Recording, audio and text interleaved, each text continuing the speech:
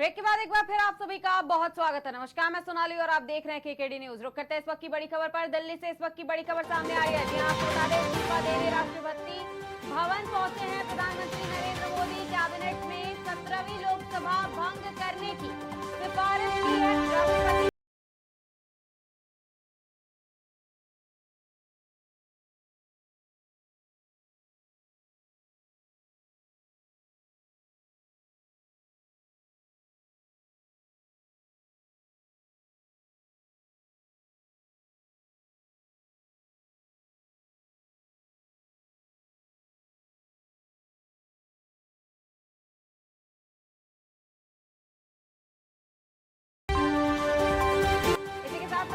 खास खबरों पर। लोकसभा 2024 के चुनाव के नतीजे आने के बाद समाजवादी पार्टी और इंडिया गठबंधन के कार्यकर्ताओं में खुशी की लहर दौड़ उठी है। आपको बता दें कि समाजवादी पार्टी उत्तर प्रदेश के अंदर सबसे बड़ी राजनीतिक पार्टी बनकर के उभरी है। वहीं समाजवादी पार्टी के कार्यकर्ताओं ने एक दूसरे को मिठाई खिलाकर बधाई भी दी है और कार्यकर्ताओं ने कहा है कि हमारे नेता अखिलेश यादव के नेतृत्व में समाजवादी पार्टी पहली बार लोकसभा चुनाव में इतनी सीट लेकर के आई है और सभी जीते हुए सांसदों को बधाई और शुभकामनाएं भी दी है।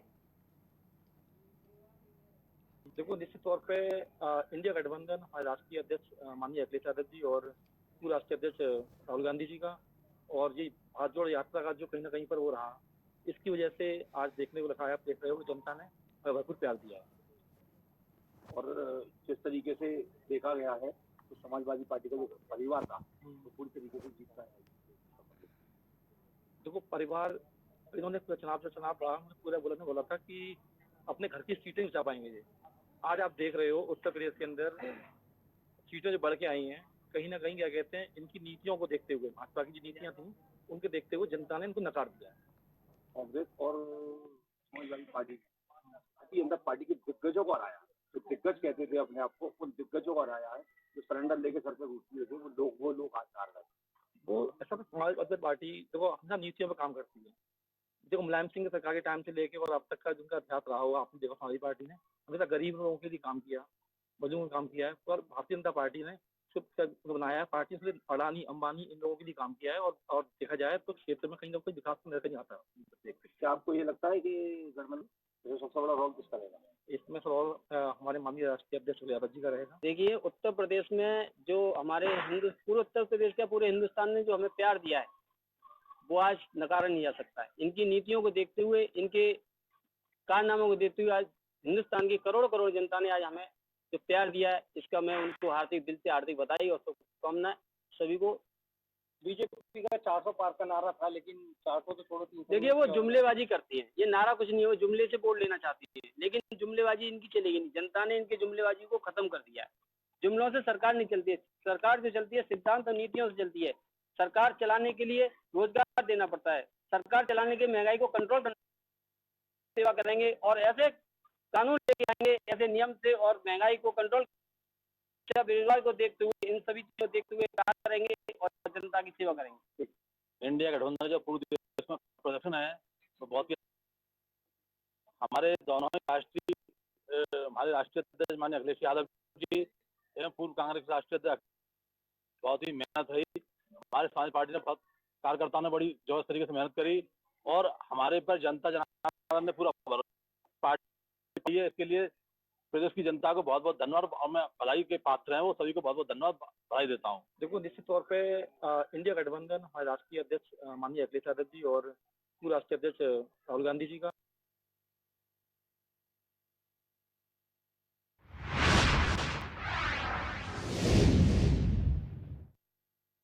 खबर गाजियाबाद के निठौरा अंडरपास के पास की है, जहां ग्रामीण जाने के मध्य रात्रि मुठभेड़ के बाद 2 गोकशी करने वाले आरोपियों को गिरफ्तार किया गया है।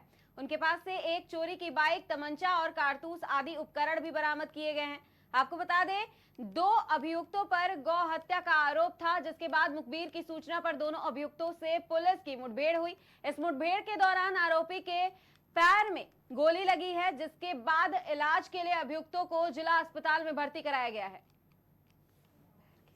आज दिनांक 4/6/2024 को जारी मुखबिर सूचना पर थाना लोनी पुलिस टीम के द्वारा निठौरा अंडरपास के पास सघन चेकिंग की जा रही थी। चेकिंग के दौरान अशोक विहार से निठौरा की तरफ 2 अज्ञात बाइक सवार आते हुए दिखाई दिए। जब पुलिस टीम द्वारा इन्हें रोकने का प्रयास किया गया तो यह बाइक मुड़ाकर भागे। पुलिस टीम द्वारा जब इनका पीछा किया गया तो यह गड्ढे की तरफ अपनी बाइक मुड़ाए, जिससे उनकी बाइक फिसल गई और गिर गए तथा इनके द्वारा पुलिस टीम पर जानलेवा फायरिंग की गई। पुलिस टीम द्वारा अपना बचाव करते हुए आत्मरक्षार्थ इनके फायरिंग की गई, जिसमें इनके पैरों में गोली लगी। नाम पता पूछने पर इनके द्वारा बताया गया कि इनके नाम क्रम से शकील तथा छोटू जान मोहम्मद है, जो थाना क्षेत्र लोनी के ही रहने वाले हैं। इनके द्वारा यह भी स्वीकार किया गया कि आज सुबह जो गोकशी घटना कारित की गई इनके द्वारा ही कारित की गई थी, जिसमें इनके अन्य भी साथी थे।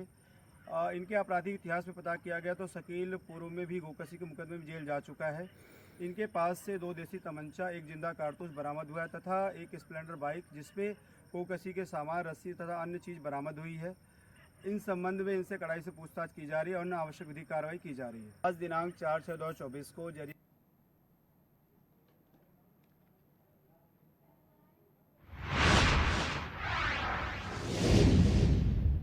रुक करते हैं अगली खबर की ओर। देश भर में लोकतंत्र का महापर्व की बातें दिन मतगणना थी, जिसमें यूपी की 80 सीटों में जीत की बड़ी हैट्रिक लगाई गई है, जिसके बाद हर तरफ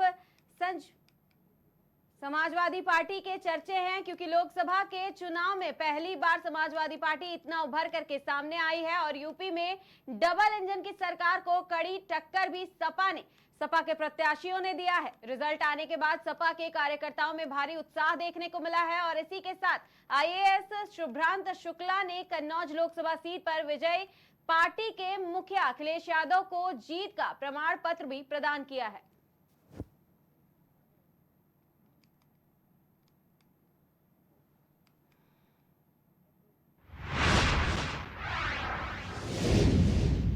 रुक करते हैं अगली खबर की ओर। लोकसभा चुनाव में भाजपा के मुकेश राजपूत ने हैट्रिक लगाकर के इतिहास रच दिया है। इससे पहले कांग्रेस के मूलचंद्र दुबे ने लगातार 3 बार जीत दर्ज की थी। मुकेश राजपूत ने 4,87,963 वोट पाकर के सपा प्रत्याशी नवल किशोर शाक्य को 2,678 मतों से हरा दिया है। नवल किशोर शाक्य को 4,85,285 मत मिले हैं। भाजपा की जीत पर समर्थक ढोल नगाड़े बजाते हुए थिरकते हुए नजर आ रहे हैं। अंतिम चरण की गिनती में जैसे ही भाजपा प्रत्याशी मुकेश राजपूत को 2,408 मतों से विजयी घोषित किया गया, वैसे ही सपा प्रत्याशी और समर्थकों ने मतगणना स्थल पर शोर शराबा आरंभ कर दिया। इस बीच सपा समर्थक पुनः मतगणना कराने की जिद पर अड़े गए और प्रशासन पर बेईमानी का आरोप लगाते हुए नारे लगाने लगे।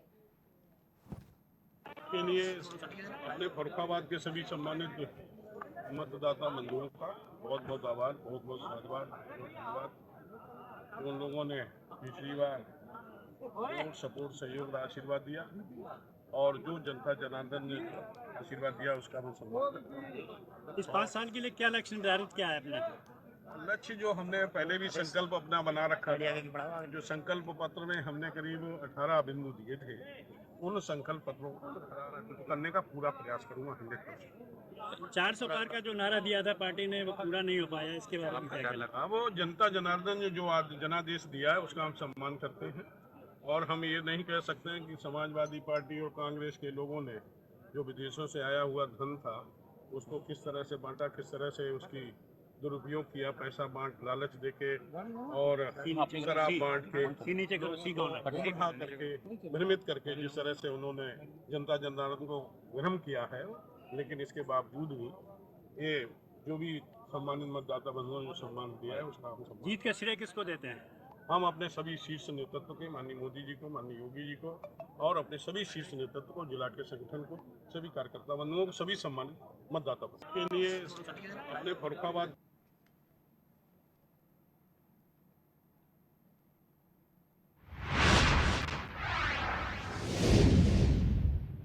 रुक करते हैं अगली खबर की ओर। खबर चित्रकूट से है, जहां परिक्रमा मार्ग खोही बाजार के जलेबी वाली गली में व्यापारियों ने अमावस्या मेला को लेकर के जिला अधिकारी को ज्ञापन सौंपा है। व्यापारियों ने जलेबी गली से निकलने वाले श्रद्धालुओं की रोक पर ऐतराज जताया। वहीं लोगों ने कहा है कि प्रशासन द्वारा जलेबी वाली गली से श्रद्धालुओं के न आने से व्यापार में नुकसान होता है। वहीं एक दिन के अमावस्या मेला से व्यापारियों का गुजारा होता है। व्यापारियों ने जिला अधिकारी से गुहार लगाते हुए गली से श्रद्धालुओं के आवागमन की गुहार लगाई है। वहीं दर्जन भर से अधिक मिष्ठान व्यापारियों ने जिला अधिकारी चित्रकूट से मिलकर के गुहार लगाई है।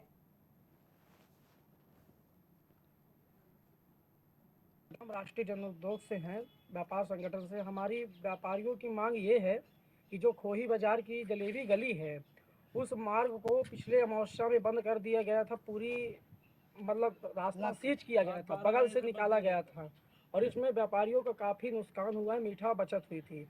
इसके बावजूद हमारे राष्ट्रीय अध्यक्ष सानू गुप्ता पहुंचे थे, उन्होंने मांग किया था। इस बीच अधिकारियों ने कहा कि ऐसा नहीं होगा। इस बार हमको कल चौकी प्रभारी खोही ने बुलाकर हमको कहा कि आप लोग का रास्ता फिर इस बार बंद होगा, ब्लॉक किया जाएगा और भट्टियाँ नहीं जलेंगी। और ये आज तक पुरानी अमावस्याओं में हमेशा चला आया है कि आज तक कोई वहाँ ऐसी बात नहीं आई कि जिसमें यात्रियों को असुविधा हो हम लोगों से। लेकिन प्रशासन अपनी मनमानी के कारण चलते हम व्यापारियों को व्यापार में काफ़ी घातक होती है इनसे। मेरा नाम संजीव कुमार गुप्ता है, मैं खोही बाजार जलेबी गली का व्यापारी हूँ। मेरी जो है मीठे की दुकान है, जो कि पहले अमावस्या में जलेबी गली खुली रहती थी। दीपावली वगैरह में दुकान रास्ता खुला रहता था और पिछले अमावस्या से रास्ता पूरी तरह से ब्लॉक कर दिया जाता है, जिससे हम लोगों की भारी नुकसान और जिससे कि हम लोगों का एक दिन के ही व्यापार से महीने भर का भरण पोषण होता है और इससे हम अपने बच्चों को भरण पोषण पढ़ाई लिखाई करवाते हैं।